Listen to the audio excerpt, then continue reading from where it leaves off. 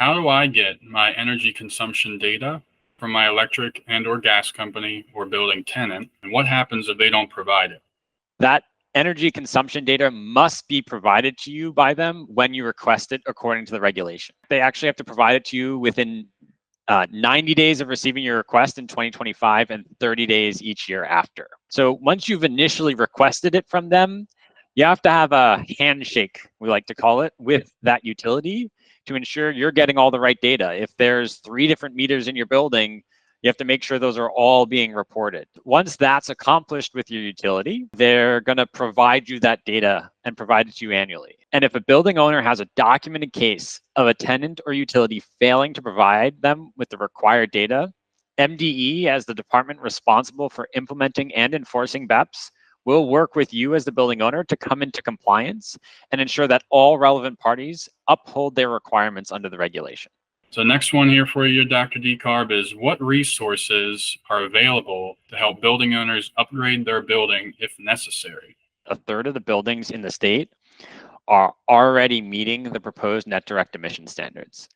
But for those that aren't meeting those standards yet, there are quite a few pathways to help you as a building owner upgrade your buildings. The Maryland Energy Administration is expanding its online resources on a website called the Maryland Clean Buildings Hub. This website, also known as the Hub, amplifies resources such as trainings, grants, rebates, and loans from state and non-state entities. And it's your first place to look as you're trying to figure out what to do next. A link to the Hub's website just dropped in the chat. If you, the Hub will also have resources on energy performance contracting, which is another opportunity to use low to no upfront cost project procurement through a third-party company to actually do these retrofits for you and pay for itself with the energy savings of those projects. So that's a really good opportunity for a lot of buildings where they'll enter into an agreement, not have to necessarily put any money down to start and get their new building systems or weatherization work done and pay for that over the lifetime of that installed system, saving you money. So that's another good opportunity. And again, that's one of the kinds of resources that the Clean Buildings Hub will also be talking about. Now, if you own a condo building, know that the Inflation Reduction Act, or IRA, provides substantial tax credits and forthcoming rebates to support efficiency and electrification projects for homeowners. The IRA includes both tax credits for qualified upgrades and up to $14,000 in rebates per household, depending on a number of factors. And you can use that towards any equipment you personally own and control in your unit. If you own a commercial building, you can claim up to a $5 per square foot tax deduction thanks to the IRA's newly expanded scope. Even nonprofits can take advantage of this tax deduction through their contractor now. So you don't have to have a tax liability to make this work.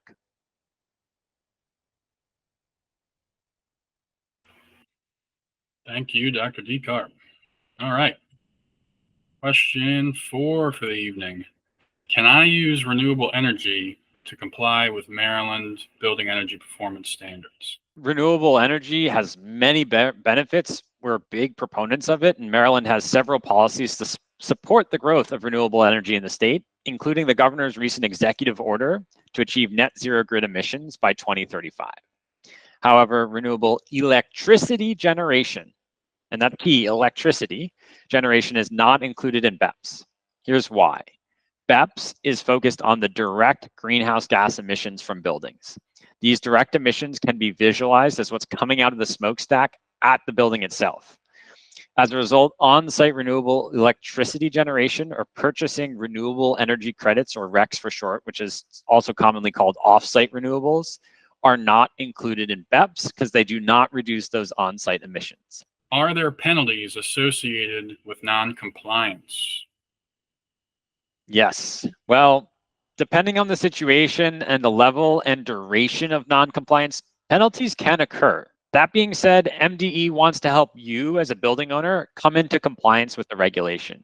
And we aim for all parties obligated by the regulation to be in compliance, because our ultimate goal is to clean up the air and mitigate climate change for all Marylanders. So we're really hoping to get everyone to work with this and we don't want to assess any, go after any non-compliance issues. Why do I need to have my energy data third-party verified?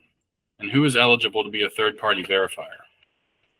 Having good data is really important. There's a common saying called garbage in, garbage out. And what we're trying to avoid is garbage in this case. Because we're going to use that energy data and what's being submitted here to determine compliance and how our overall program is performing to meet the requirements in the Climate Solutions Now Act, we want to ensure all buildings properly benchmark.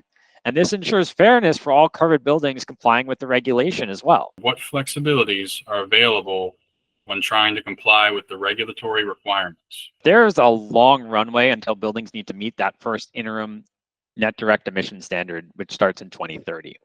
So over the next 5 years, building owners need to report their energy use to BEPS, under BEPS.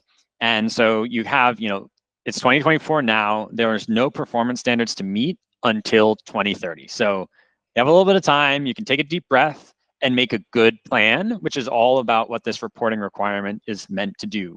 Our data flows into Portfolio Manager from our bill payment system, not the utility. Is that okay? Or would we need to switch to connecting utility data? Actually, you're ahead of the game. It sounds like you're already getting the data. And if you're getting it in a format that you're happy with, you can choose how to access that data. And so you're good. As long as you're getting all that data together and it's all coming in nicely and collated, looking good. So, maybe more broadly, you can choose how to access your data, whether through your existing payment system or directly through the utilities. Big plug. I keep talking about it. Come on September 10th for some more on that benchmarking and reporting working group. Does net direct emissions mean scope 1 emissions? You said last week, thanks for this person for being there last week, electricity is out of the scope of net direct emissions. So does that mean we don't benchmark our electricity from the utility? You're paying it close attention. Nice job. So correct, with a slight caveat. Net direct emissions are direct emissions from the building, so generally scope 1 emissions.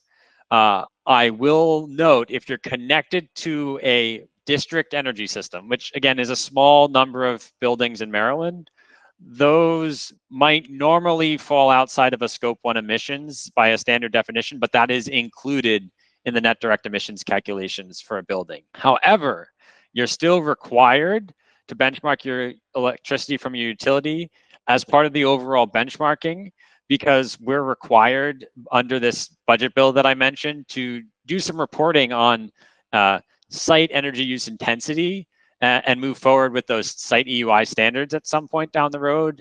And so we need to know that data in order to actually move forward. Thank you all for being here again, and we'll end it there. Have a good evening. Thanks for joining.